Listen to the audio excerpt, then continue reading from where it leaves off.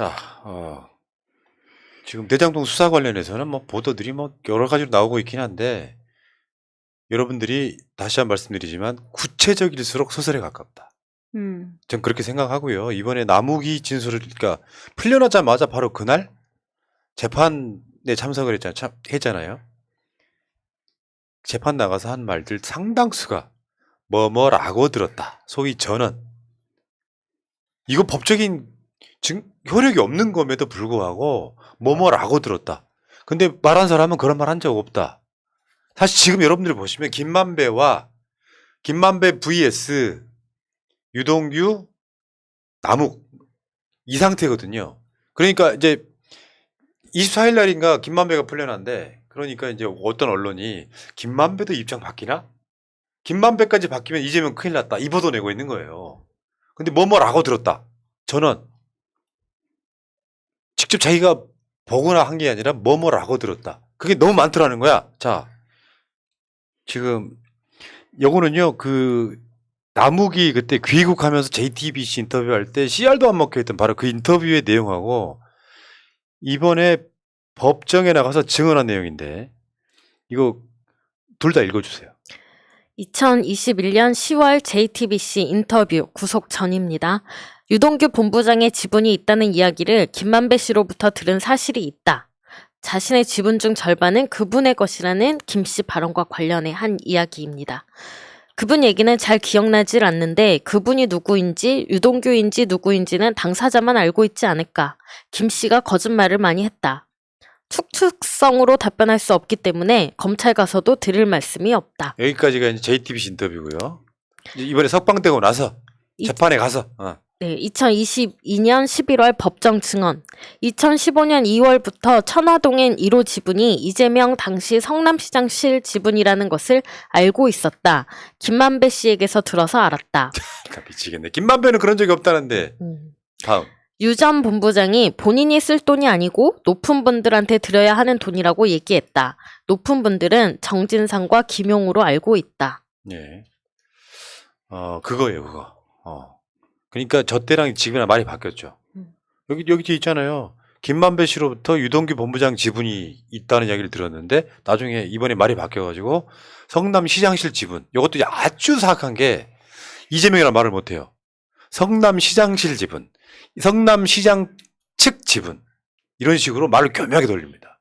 아주 얘도 직업이 변호사 아니야? 맞습니다. 뱀 같은 간사함을 보이고 있죠 지금. 그러니까 그 JTBC 인터뷰 때는 축축성으로밖에 답변을 할 수 없다. 이 말은 자기가 알고 있는 게 없기 때문에 내가 그냥 이러이러한 거를 다 조립해 봤을 때 이러지 않았을까라는 추측밖에 할 수가 없다. 라는 거였는데 지금 와서는 갑자기 증언이 누구고 누구라고 전에 들었다라고 얘기하는 것 자체가 말이 안 되는 거죠. 그 당시에는 몰랐던 거를 지금 어떻게 알게 됐습니까? 누가 답을 제시해 준 겁니까? 이 언론 보도된 것을 저도 다 보잖아요. 그러면 이거만 너무나도 뭐가 많아요. 그러면 최소한 그래도 뭐가 있었겠지라는 생각이 생기게끔 만드는 것 같아요. 그런데 지금까지 팩트는 아주 간단합니다. 복잡한 게 전혀 아니에요. 아주 간단하다라는 거. 유동규까지는 뭔가 지네들끼리 뭐가 있었던 것 같습니다. 그렇지만 거기까지 증언이 끝이다.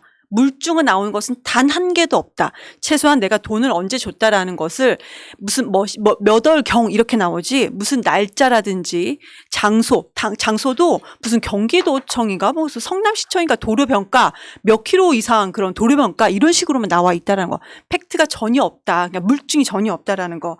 그리고 정혁 회계사 녹취록에 보면은 그때 왜 우리 하늘에서 뚝 떨어진 428억 있잖아요. 이것이 세후고 세전이 700억 원입니다. 그러니까 같은 돈이라는 거. 근데 이 부분도 이것도 하나하나씩 보면은 정말로 그들의 말뿐이다. 전혀 맞아요, 없다라는 맞아요. 겁니다. 그러니까 사람이라는 게 말이 바뀔 수는 있어요. 내가 차마 기억을 못했거나 한데 내 말이 바뀜으로써 내가 얻는 이득이 크면 이 사람은 거짓말쟁이가 되는 거예요. 그 사람의 말이 말로서의 가치가 있으려면 내가 그 말을 하고 불이익을 받으면 불이익 받으면서 저런 말을 하셨다면 진실이라고 얘기하는 거예요. 근데 남욱이나 유동규는 지금 그러니까 유동규가 이거의 주범으로 보이고 남욱은 정범으로 보이는데 이 과정에서 유동규가 얻는 이익이 제일 크고요. 공교롭게도 남욱도 풀려나면서 석방과 갇혀 있는 건 완전히 다르거든요. 여러분들 갇혀 보신 적 없죠? 네.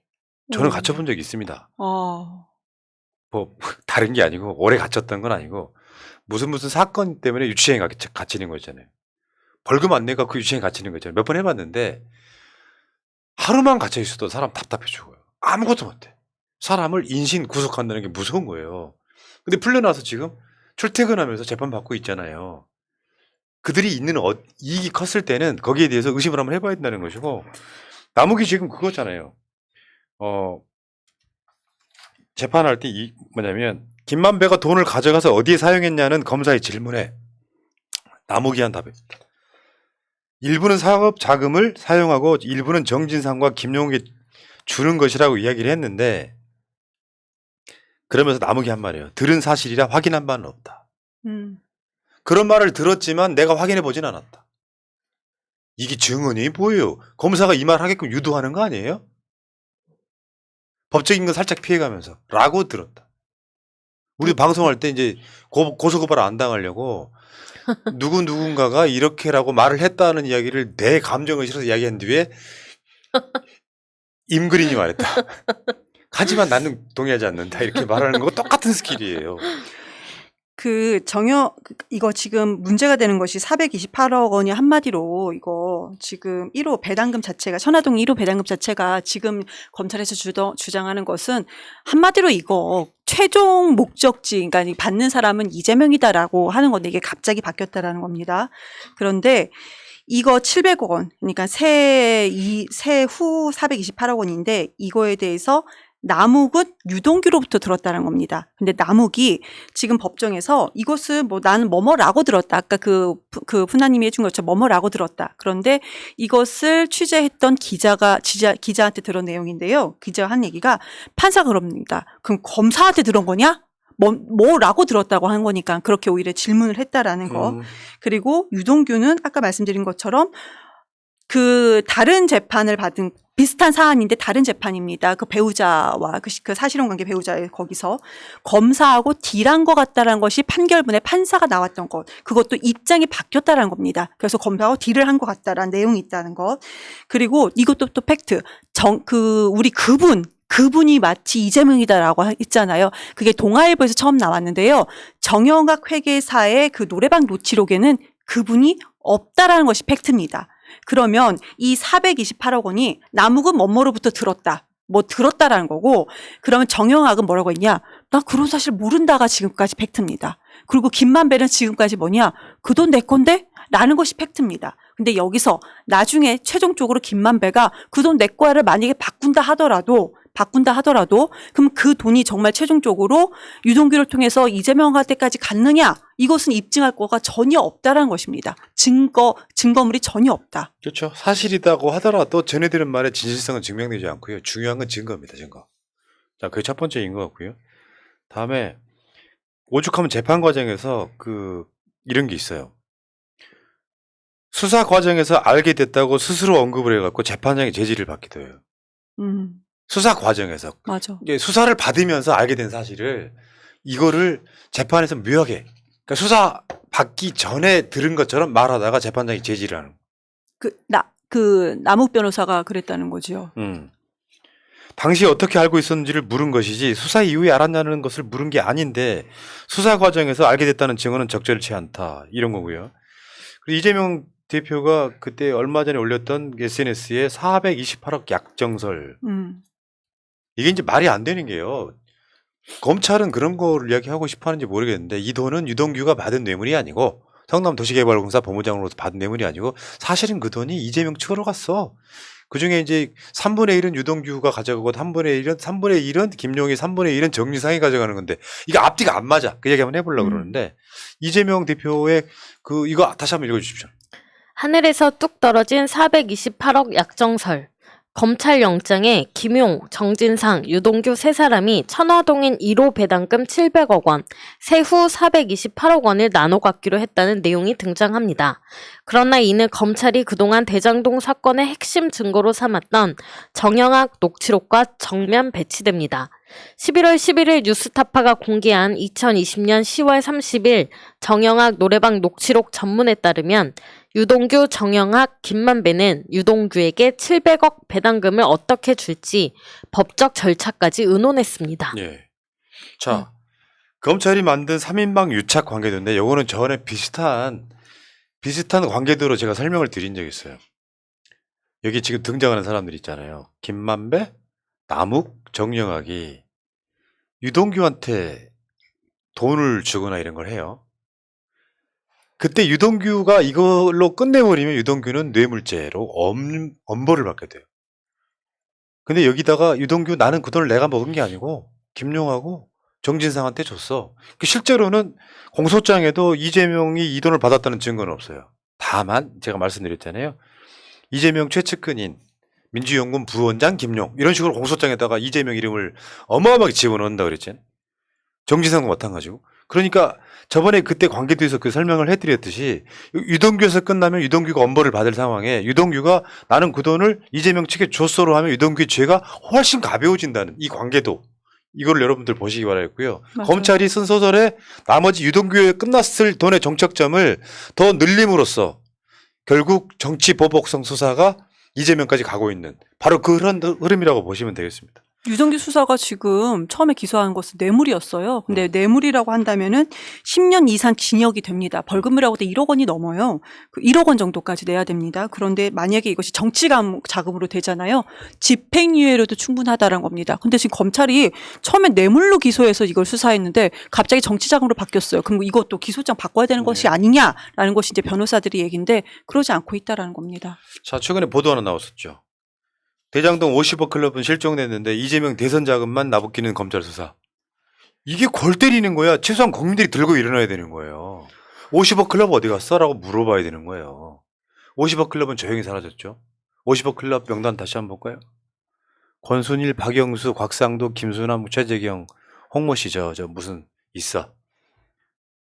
이름이 기억이 안 나세요? 마치 신변 보호하는 것처럼. 있어요. 그 언론사 회장. 홍성근. 예. 네. 지금 검찰이 적용한 김용, 정진상의 두 사람의 혐의. 이것도 잠깐만 보겠습니다. 사실 볼 것도 없는데 이게 들어가 보면 되게 골 때려요. 진짜 골 때린다고. 이게 지금 어제도 말씀드렸지만 총 6차례에 걸쳐서 1억 4천만 원 금품 수수. 근데 나중에 세후 428억 원을 나눠 갖기로 해. 권위가 떨어지는 건 128억. 이게 골 때리는 게 그 정도 지분을 줬는데요. 편의 제공을 대가로 6차례에 걸쳐서 1억 4천만 원의 금품을 수수해. 그런 관계야? 이거 앞뒤 좀 맞지도 않는 것 같고요. 김용도 대충 마찬가지입니다. 남욱 변호사에게 4회에 걸쳐서 8억 4,700만 원의 불법 정치자금을 받았다 이건데 다시 한번 말씀드리지만 증거는 없는 사건. 근데 여기서 핵심 중에 하나가 그거 같아요. 당시에 대장동 개발할 때는요. 부동산 경기가 안 좋았던. 그리고 수익이 얼마나 날지를 몰라요. 분양될지 안 될지도 몰라. 근데 이미 그때 428억을 약정을 해. 니들 지분으로 줄게. 말이 돼야 안 돼요. 안 되죠. 손해 날지 이익이 날지도 모르는 상태예요. 말이 되냐고요. 답을 해주세요. 말이 안 되죠. 네. 지금 정권 돌아가는 것 자체가 다 말이 안 돼서요. 그리고 50억 클럽뿐만 아니고 거기에 포함되어 있는 박영수 건은 뻔하잖아요. 뭐 11억 원도 딸이 받았고 뭐 아파트도 받고 다 있었습니다. 그리고 친인척이 이것을 분양대행사를 다 했었는데 100억 원도 받고 했는데 아예 언급도 없어요. 지금 뭐가 어떻게 되는지 모르겠습니다. 유동규의 뇌물이던 사건을 윤석열의 새 수사팀이 뒤집습니다. 야, 이게 무슨 사건이라는 게 호떡집의 호떡도 아니고 그렇게 쉽게 뒤집어요? 그렇죠. 정영학 녹취록으로 시작된 수사인데 정영학 녹취록에 배치가 돼도 검찰은 눈 깜짝 하나 하지 않고 이재명을 향하고 있어요. 이건 사실상 미친놈들의 칼춤 추는 거예요, 이게. 그러니까 내가 어제 말씀드렸잖아요. 유동규란 자가 성남도시개발공사 본부장으로 있으면서 자기 이익을 취한 사건이에요. 근데 이제 와서 유동규, 남욱 이런 애들이 그 말을 뒤집으면서 이 사건 수사가 이재명을 향하고 있는데 증거는 하나도 없어. 왜 무슨 돈을 줬다 그러잖아요. 재밌는 게 그러면 보통 우리가 이제 돈을 준다고 할 때는 사인간에는 계좌로 보내잖아요. 근데 뇌물 사건은 계좌로 안 보내고 수표 같은 걸 사용하지 않는다는 허점을 검찰이 악용하는 거예요. 증거 없는 건 당연하지 뇌물인데 이렇게 얘기하고 있는 거야. 문제는 그럴 때는 판사나 변호사 입장에서 뭘 봐야 되냐면 이 돈을 받을 만한 상황이었는가. 아까 말씀드린 것처럼 수익이 날지 안 날지도 모르는데 428억을 약정을 합니까? 지금까지 안 받았던 돈을 대선 경선 앞두고 이재명 측에 돈을 받아요? 범죄의 동기가 없는 사건. 그래서 우리는 그걸 안 믿는 거예요. 언론에서 사안이 구체적인 증거, 이렇게 증언이 나올수록 안 믿는 거예요. 소설을 상당히 디테일하게 쓰고 있구나. 왜? 디테일하게 쓰지 않으면 사람들이 안 믿거든요. 그러니까 설마 저런 걸 거짓말하리 하는 사람들의 심리를 악용하는 거예요. 그러니까 우리는 검찰을 안 믿는 겁니다. 이렇게 그 유동규라든지 남욱이 최근에 입장을 완전히 말을 바꾼 거잖아요. 그런데 우리 22년도 6월 달에 얼마 전 몇 달 전 일입니다. 그때 박영수 특검단 출신 박영수 특검자 출신 그러니까 박영수 키즈 검찰들로 전부 다 바뀝니다. 예. 그러면서 입장이 지금 다 바뀌었다라는 예. 겁니다. 자, 결국 유동규는 선처를 바라고 있고 여기에 의존해서 말만 갖고 수사하는데 이런 수사가 있어요? 수사라는 게 뭐예요? 수사의 기본 중에 증거가 가장 중요한 거잖아요. 맞습니다. 그 살인자들을 잡을 때도 내가 사람을 죽였다라고 자백을 하는 거 가지고는 그 사람을 체포하거나 어떻게 할 수가 없습니다. 증거를 찾아야 돼요. 대한민국 검찰의 가장 큰 문제가 뭐냐면 이 사람이 죄를 지었다는 걸 증빙하기 위해서 할 짓 못할 짓을 다 해왔다는 흑역사가 있잖아요. 답정너 수사. 이재명 돈 받은 거야. 증거가 있건 없건 이재명은 돈 받은 거야. 그거 아닙니까? 깨놓고 다시 한 번 물어볼게요. 50억 클럽은요? 왜 50억 클럽은 수사 안 합니까?